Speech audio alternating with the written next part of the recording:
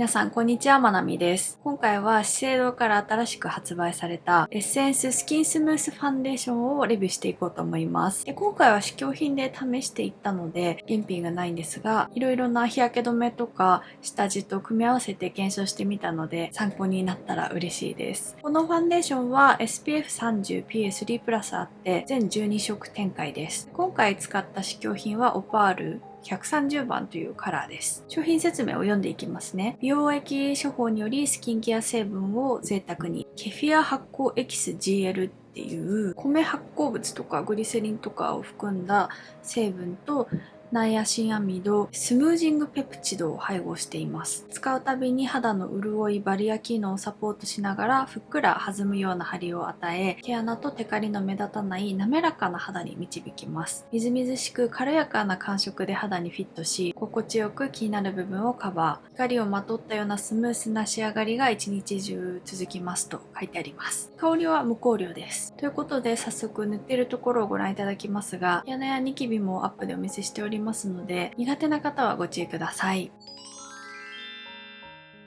それではまず日焼け止めを塗っていきます。今日は半眼ずつ違う日焼け止めを使いたいんですよ。こちらはいつも使っているスキンアクアのヒアルロンセラム UV SPF50 プラス PA4 プラスで紫外線吸収剤入りなんですが、最近若干かゆいなって感じることがあって、なので散乱剤オンリーのものも使っていきたいので、右はノブの UV ミルク EX SPF32PA3 プラスを使っていきます。最近はこのキュレルのスキンリペア UV セラムっていう日焼け止めをよく使っていて、これとあとパウダーファンデーションの組み合わせにしてから顔が痒くなることが減ったんですが、トーンアップ系なので今日は色がつかないものも試したいなと思ってこちらを使っていきます。ノブはそんなにトーンアップしないのが好きなんですよね。ほんのわずかに明るくなりますが、私は顔の方がトーンが暗いので、首と合わせるときは若干トーンアップするものを使った方が合いやすいので、ノブの日焼け止めは大好きです。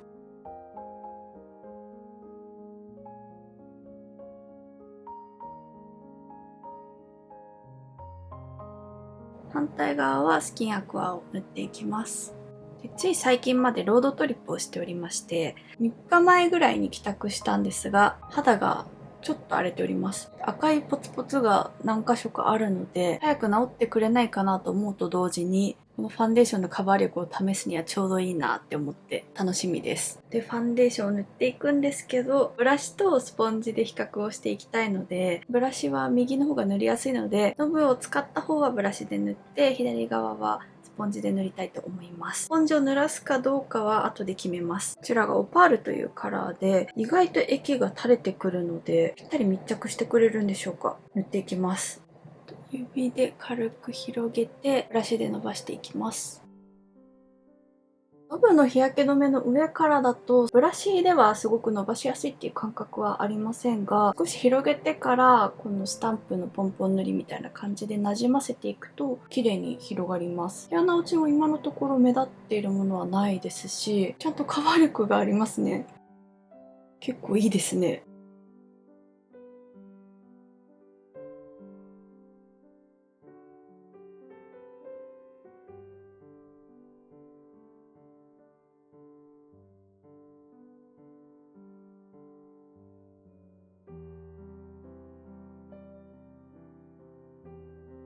ポンポン塗りだけでも綺麗に伸ばせます。このニキビの赤みはこれぐらいくれていて、上から指でファンデーションをポンポンとつけたらかなり隠れますね。カバー力がかなり高いです。手にのせた時に緩めのテクスチャーだったので、そこまでカバー力は高くないんじゃないかなと思っていましたが、ハイカバー寄りなファンデーションですね。この辺りとかも今のところ毛穴落ちはなく、鼻もないです。とっても綺麗だなと思います。リキッドファンデを使うのが本当に久しぶりで、1ヶ月ぶりくらい、下手したらもっと長いかもしれなくて、リキッドファンデの綺麗さに感動しております。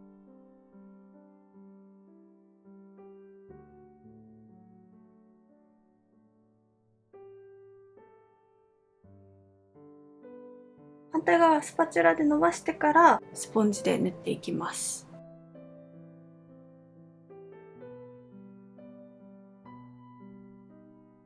ちらはスキンアクアの日焼け止めを塗っているので、水分クリームみたいなテクスチャーの日焼け止めなので、それと混じってナチュラルな仕上がりになると思うので、多めに重ねていきます。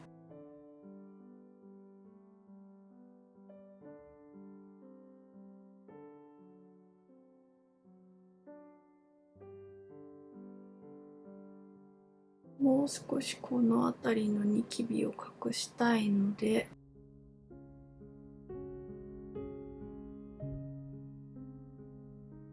最後に指でのせますね。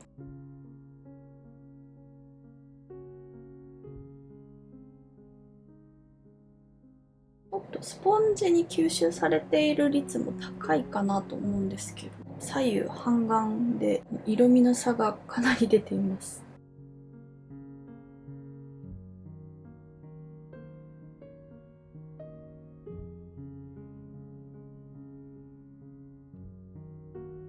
両方とも塗ってみました。こんなに色味の差があるんだっていうくらい、こちらの方が明るくなったんですけど、こちらはすごくナチュラルに塗れました。日焼け止めと少し混ざって、ナチュラルめになる感じで、これはもう全てが肌の上に密着みたいな感じなので、明るく乗ったなっていう気がします。ちなみに首に、ここに塗ってみたんですけど、色味の差的にはやっぱり首よりは少し暗めかなと思うので、この左側の方が実際のファンデの色には近いのかなと思います。両方とも綺麗に塗れたんですが、カバー力の差はとってもあって、しっかりメイクをしたい時はノブと合わせた方がいいのかなという気がしております。保湿系の日焼け止めよりはそんなにツヤとならない日焼け止めと合わせた方がカバー力は高くなります。個人的にはこちら側の仕上がりの方が好きですね。赤みとかもしっかり目にカバーしてくれていて、嫌な落ちもなく、肌の色ムラとかをしっかりと均一にしてくれる感じがあるので、この組み合わせ推しです。ナチュラルめが好きな方はこちらの方がいいかなと思います。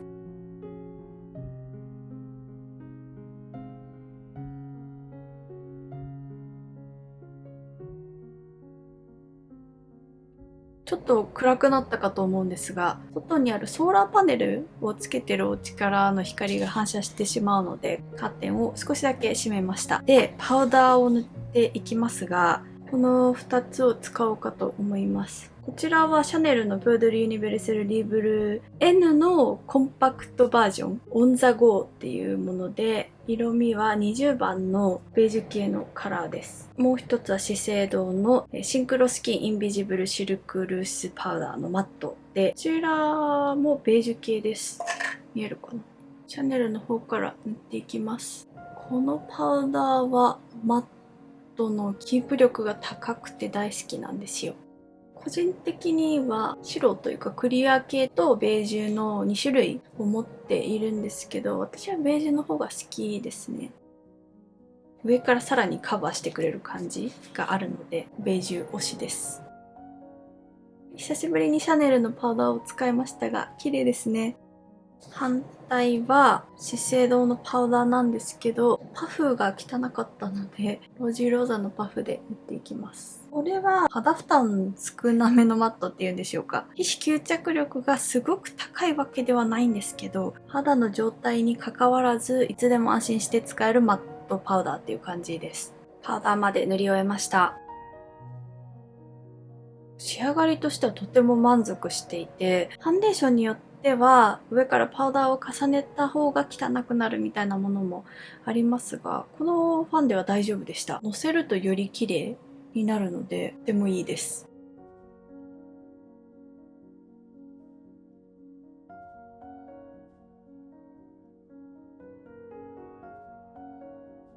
こちらは4時間後の動画です。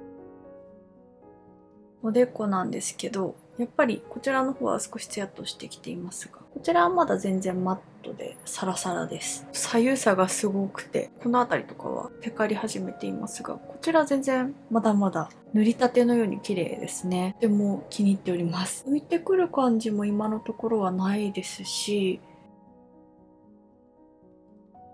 顎はざらつきが出やすい部分なので、この辺りは少し出ていますが、それ以外はまだまだ綺麗です。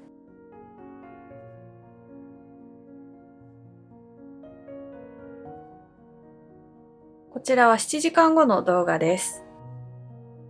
おでこは4時間後と比べて、こちらはツヤが少し増していると思いますが、左側はまだサラサラしています。全然変わっていないです。頬も、こちら側はこの辺りのテカリは増してきていて、鼻もティッシュオフしたいなぐらいになってきましたが、よれたりとかは全然していません。こちらはこのほうれい線のところが少し光り始めてきたかなぐらいで、触るとサラサラなので、シャネルのパウダーとの組み合わせが最強ですね。ただ鼻はちょっとテカり始めています。少し気になるのがこの顎なんですけど、ポツポツ出てきているので、そこだけですかね。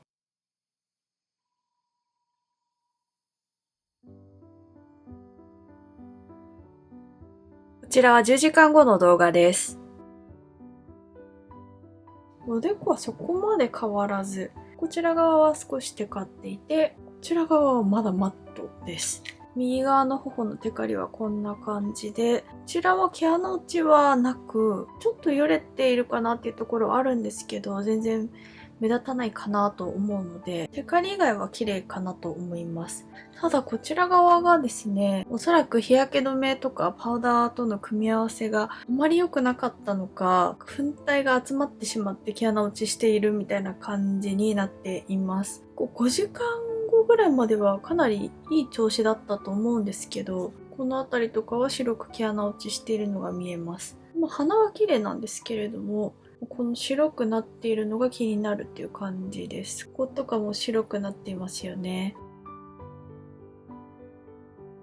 この顎が一番わかりやすいかなと思いますが、何かの成分が合体してこうなってしまうんだと思うんですけど、組み合わせを変えた方がいいのかなという気がしております。テカリとかがほぼないっていうのはメリットかなと思うんですけど、それ以上に白く目立ってしまって汚く見えるかなと思うので、組み合わせは変えた方がいいかなと思います。エトボスのミネラルシルキーベールを重ねていきます。このパウダーをこちらだけにしておきます。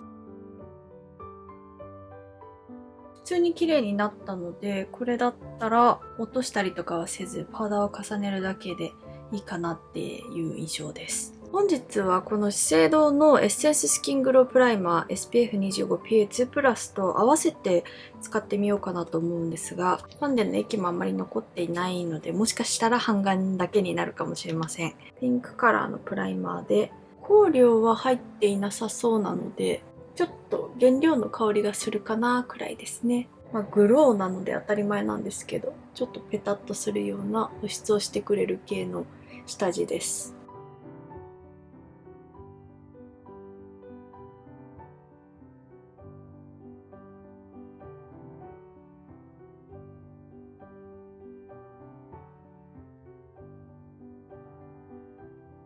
今日はブラシで塗っていこうかなと思っているんですけど、下地のペタッと感があるのでうまく伸ばせるか今心配していましたが大丈夫そうです。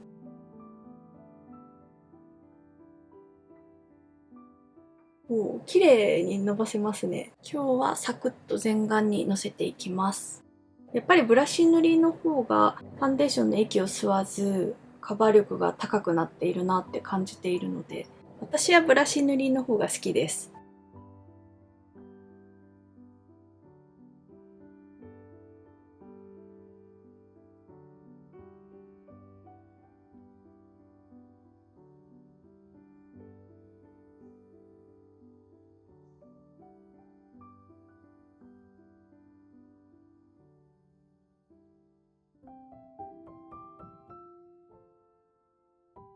グローのプライマーと合わせるとこうなりました。ツヤ感的にはセミツヤとツヤの間くらいで、私はこのほうれい線とかこの辺りとかが光ってると気になってしまうので、そういうところは抑えたいんですけど、頬とかのツヤは綺麗かなと思います。毛穴落ちやよれはなく塗れているので、とっても塗りやすいファンデーションです。昨日検証した時は片側が時間が経つにつれて毛穴落ちしてきてしまって白くなったりとか、あと粉体が集まってしまうのか白く浮く感じはあったので、今日はグローの下地を塗ることによって軽減されるんじゃないかなと思っておりますが、昨日と同じパウダーを使って検証していきます。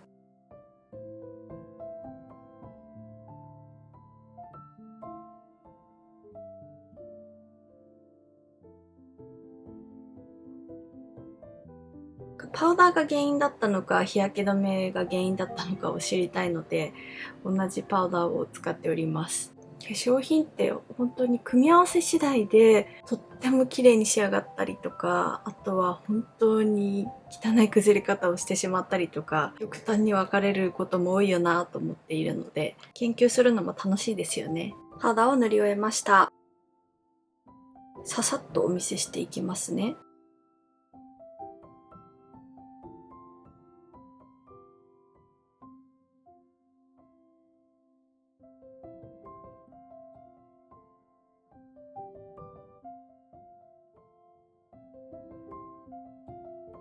こちらは4時間後の動画で、やはりグローの下地を使っているので、前日に試した時よりはテカってくるのが早いです。シャネルのパウダーを重ねた方は、前日は全然ツヤっともしてきていませんでしたが、この日はほうれい線のあたりとかが特にツヤ感が出てきています。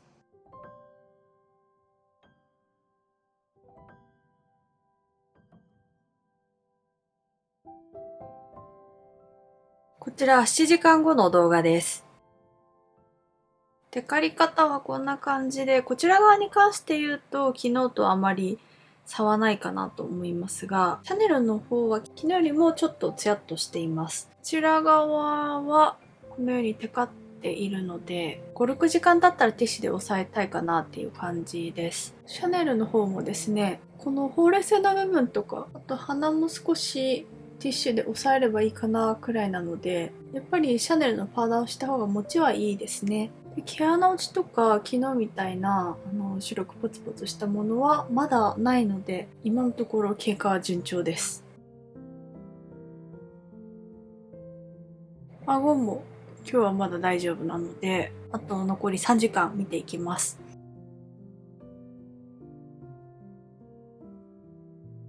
こちらは10時間後の動画です。おでこですが、シャネルのパウダーと合わせた方はまだ少しツヤっとしているくらいで綺麗ですね。こちらはまあ普通にテカっていて、昨日のように毛穴落ちとか白く目立ったりするっていうことはなかったので、私の肌だとそんなに粉体が入っているようなマット系の下地とかではなく、ブローの下地プラスこの資生堂のファンデーションにマットめなパウダーが合うなと思います。鼻とほうれい線だけティッシュで押さえてしまえば全然他は直さなくても綺麗だと思います。強いて言うのであれば、この顎が重ねすぎたのもあるかもしれないんですけど、時間が経つにつれてちょっとよれるかなという気はするので、量の調節が重要そうですね。こちらの組み合わせが気に入ったので、資生堂のマットのファンデはありだと思います。